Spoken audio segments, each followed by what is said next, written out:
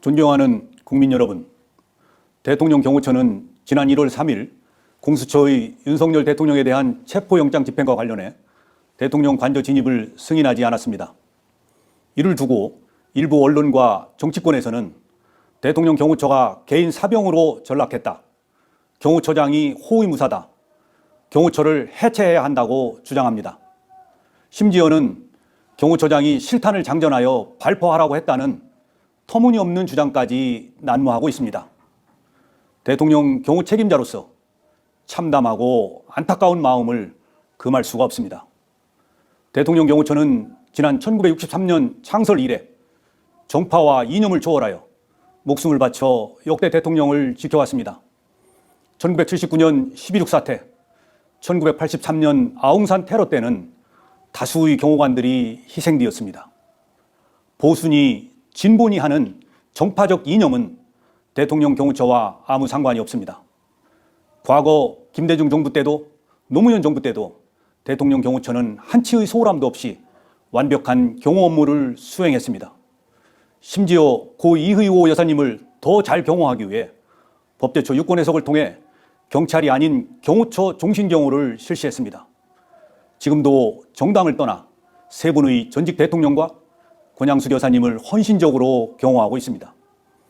대통령 경호처는 무작정 수사기관의 법집행을 방해하고자 하는 뜻이 아닙니다.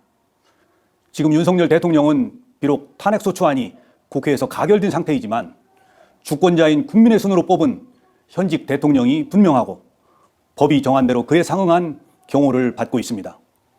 공수처의 내란죄 수사권 논란이 지속되고 있고 대통령 변호인단은 체포영장 발부 절차와 영장 적시 내용에 대한 심각한 위법성과 초법성을 이유로 헌법재판소에 권한쟁의 심판과 효력정지 가처분을 신청했습니다. 이에 저는 지난 1월 3일 체포영장 집행을 나온 공수처 담당 검사에게 경호처의 입장을 소상히 설명하고 현직 대통령 신분과 외신에 비치는 대한민국의 위상을 고려하여 법 집행에 신중을 기할 것을 정중히 요청하였습니다.